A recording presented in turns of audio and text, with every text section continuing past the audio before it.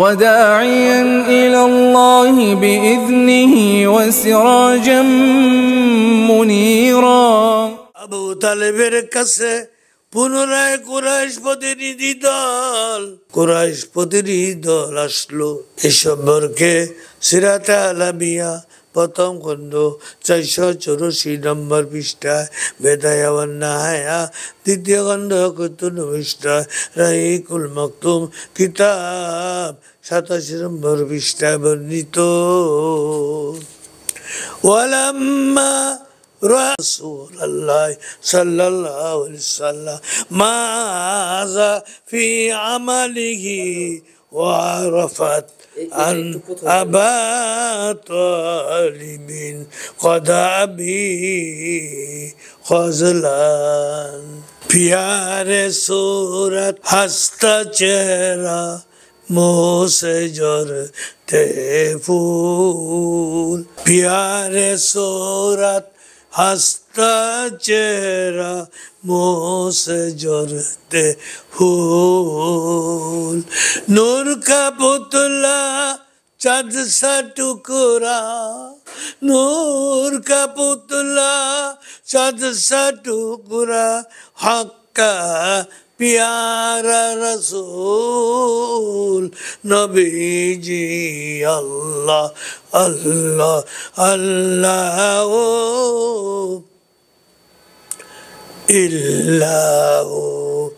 সম্মানিত প্রিয় ভাই ও বোনেরা, কুরাইশরা যে কত নির্যাতন করেছিল নবনিযুক্ত মুসলমান যারা হয়েছিলেন তাদের উপর, এই বিষয়ে প্রত্যেকটা ঘটনা বলি আপনাদের সম্মুখে কিতাবের মাধ্যমে জানাইতেছি। শেষ পর্যন্ত তারা যখন মুসলমানদেরকে রাজ্যের হাত থেকে ফিরে আনতে পারলেন না, তখন আবু তালেবের কাছে, যার আশ্রয়ে আমাদের দুজাহানের নবী ছিলেন, তার কাছে এটা কয় বন্ধ করান ভাতিজাকে, নতুবা বড় বুঝি ইত্যাদি ভয়ভীতি দেখাইলেন। আবু তালেব নবীজিকে ভাতিজাকে ডাক দিয়ে বলে, রে এই কথা নবীজি বলেছিলেন। তখন কি বলেছিলেন?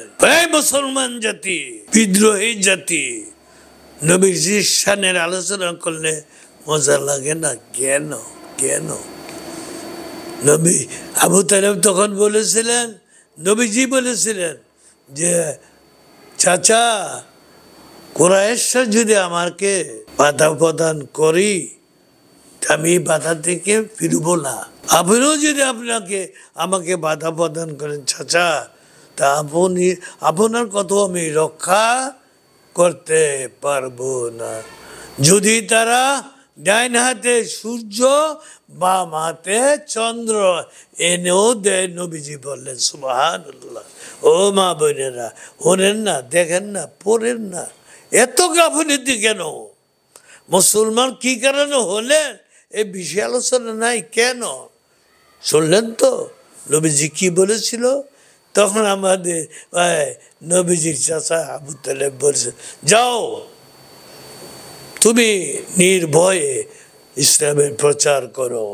এই বিষয়ের পরে আবার ওই কুরাইশরা কি করেছিল জানেন? আবার আবু তালেবের কাছে গেছে। এই বিষয়ে সিরাতে আলামিয়া প্রথম খণ্ড 484 নম্বর পৃষ্ঠা, বেদায়া ওয়ান নাহায়া তৃতীয় খণ্ড 71 নম্বর পৃষ্ঠা, রাহিকুল মাকতুম কিতাব 87 নম্বর পৃষ্ঠায় বর্ণিত আছে।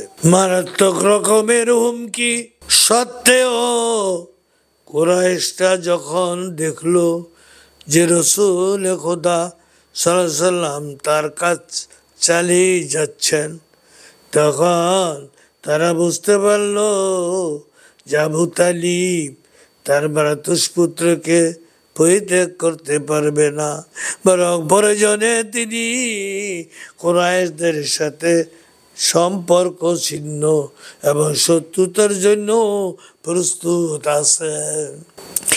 এরূপ চিন্তা করে কুরাইশ নেতারা ওলীদ ইবনে মুগীরার পুত্র আম্মারকে সঙ্গে নিয়ে আবু তালেবের কাছে হাজির হয়ে বলল, হে আবু তালিব, আম্মারকে নিয়ে এলাম।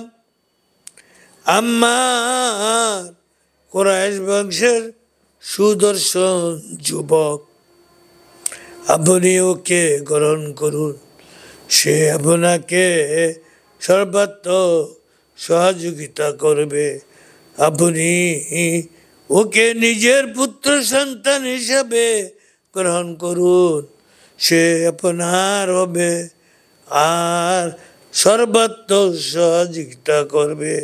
আপনি ওকে নিজের পুত্র সন্তান, আপনি নিজের ভাতিজা মুহাম্মদ সাল্লাল্লাহু আলাইহি সাল্লামকে আমাদের হাতে তুলে দিন, যে আপনার পিতামহের দিনের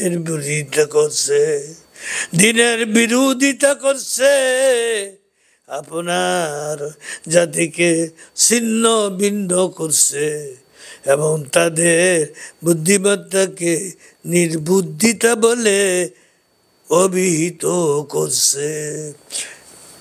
আমরা তাকে হত্যা করব।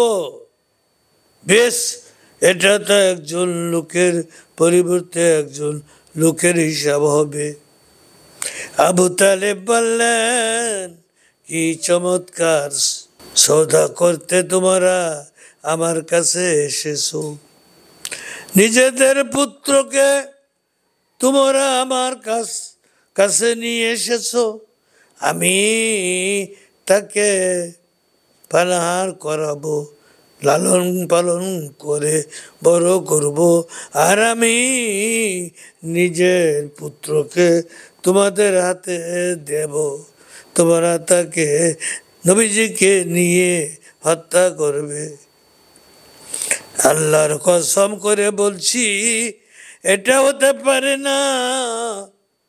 এ কথা শুনে নওফেল ইবনে মুতিমের পুত্র আদি বলল, ইতিহাস শুনুন, নবীজির জীবনের কত কঠিন। তখন থেকে যখন আল্লাহ বললেন, ফাসদা বিমা তুমারু ওয়ারিদ আনিল মুশরিকিন, এই আয়াত যখন নাজিল হলো রে, আল্লাহ বলে দিলেন, যান আপনি আপনার ধর্ম বর্জন করেন, মুশরিকদেরকে ভয় করেন না। এই কথা শুনে নওফেল ইবনে মুতিমের পুত্র আদি বলল, খোদার কসম, হে আবু তালিব, তোমার সাথে তোমার কওম ইনসাফের কথা বলেছে এবং তুমি কল্যাণকর অবস্থা থেকে দূরে থাকতে চেয়েছো, কিন্তু আমি লক্ষ্য করছি যে তুমি তাদের কোনো কথাই গ্রহণ করতে চাচ্ছ না। জবাবে আবু তালিব বললেন, খোদার শপথ, তোমরা আমার সাথে ইনসাফের কথা বলনি, বরং তোমরা আমার সঙ্গ ছেড়ে আমার বিরুদ্ধে লোকদের সাহায্য করতে উদ্ধত হচ্ছ। কি ঠিক আছে, যা ইচ্ছা করো। আখির দাওয়ানা আনিল হামদুলিল্লাহি রাব্বিল আলামিন।